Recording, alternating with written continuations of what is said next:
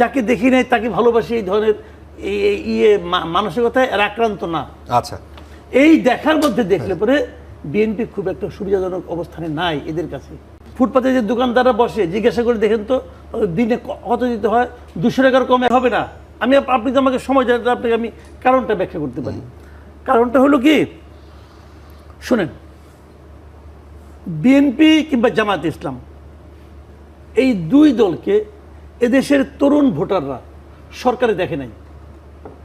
যাদের বয়স এখন 30 বছর, এরা কিন্তু ভোট দিতে পারে নাই। হ্যাঁ, এদের কেউ ভোট দিতে পারে নাই।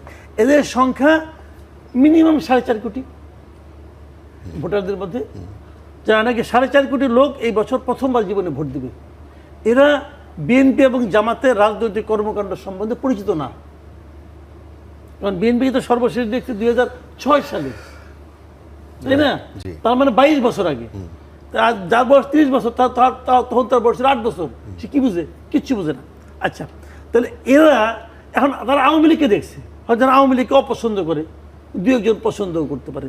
আমি ধরলাম আওয়ামী লীগকে পছন্দ করার সংখ্যা ওই 4.5 কোটির মধ্যে 50 লাখ, আমি ধরে নিলাম, একটু বাড়াই ধরলাম। আচ্ছা, তাহলে আর হলো 4 কোটি। এই 4 কোটি ভোটার কিন্তু বিএনপি এবং জামাতের মধ্যে একজনকে বেছে নিতে চায়। তারা এই দুটাকে কখনো দেখে নাই, ওইভাবে সক্রিয়ভাবে দেখে নাই। এরা দেখছে কবে? 2024-এর 5ই আগস্টের পর থেকে। 24-এর 5ই আগস্টের পর থেকে এরা বিএনপি এবং জামাতকে ভালোভাবে বোঝার, দেখার চেষ্টা করছে এবং দেখতে পেয়েছে। এই 2024-এর 5ই আগস্টের পর থেকে আজকে পর্যন্ত বিএনপি এবং জামাত এরা মাঠ পর্যায়ে ঢাকা শহরে বিভিন্ন জায়গায় যে সমস্ত কর্মকাণ্ড করেছে, যদি সেটা আপনি বিচার করেন, এটা বিচার করেই কিন্তু এই ইয়াং ভোটাররা ভোট দিবে। এদের আর কোনো লিগেসি নাই রে ভাই। যাকে দেখি নাই তাকে ভালোবাসি, এই ধরনের মানসিকতায় এরা আক্রান্ত না। আচ্ছা, এই দেখার মধ্যে দেখলে পরে বিএনপি খুব একটা সুবিধাজনক অবস্থানে নাই এদের কাছে। তারা দেখেছে, যেমন ধরেন আমি উদাহরণ দিয়ে বলি, ফুটপাতে এখনো চাঁদাবাজি হয়।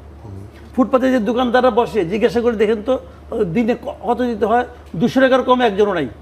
আগে কত ছিল আওয়ামী লীগের? আগে এরকম ছিল, 150-200 টাকায় ছিল। এখন বড় বাইরের 200 থেকে 300 হয়েছে, 200 to 300 এর মধ্যে ফ্ল্যাকচুয়েট করে। এই টাকাটা কোথায় যায়? কেউ না কেউ তো তুলে। কে তুলে? ছাত্রলীগ তুলে, ছাত্রলীগ, যুবলীগ, শ্রমিক লীগ, এরা তুলে, এরা কেউ তুলে না। তাহলে ওইটাকে কে প্রতিস্থাপন করেছে? অন্য কেউ করেছে।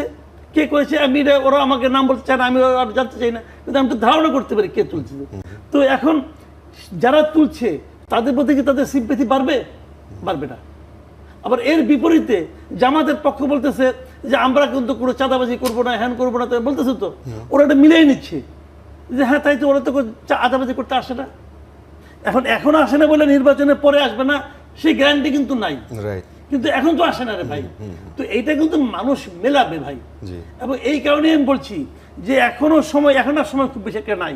তারপরেও বিএনপির জন্য এখন যেমন ধরেন আপনার গণমামলা, একটা মামলা হত্যা প্রচেষ্টার মামলা, অমুকের পায়ের পাশ দিয়ে একটা গুলি গেছে, এই জন্য ওটা গুলিটা তো বুকেও তো যেতে পারতো, অতএব এটা হত্যা প্রচেষ্টা। এই জন্য ওখানে 222 জনের নামে মামলা। এই 222 জন কে কে? অবধারিতভাবে ওই এলাকায় আওয়ামী লীগ করে, আওয়ামী লীগের সমর্থক অথবা এলাকার সম্পন্ন ধনাঢ্য ব্যক্তি, তাদের নাম দিয়ে ওরা ফোন করছে, ভাই টাকা দেন, আপনি নাম কেটে দিই। এগুলো ঘটনা ঘটছে, সব জায়গায় ঘটছে।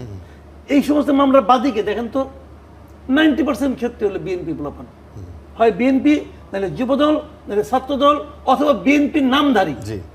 তো এই বিষয়গুলো কিন্তু এই ইয়াং জেনারেশনের মধ্যে, যেমন ধরেন যারা নাকি বিএনপি অনেক আগের থেকে করে, বয়স্ক লোক, আমাদের মতো বয়স্ক, তাদের মধ্যে কিন্তু নাকি লিগেছে। তারা মনে করে না জিয়ার দল, খালেদা জিয়ার দল আমরা করেছি একসময়, অতএব আমরা দেব। কিন্তু এই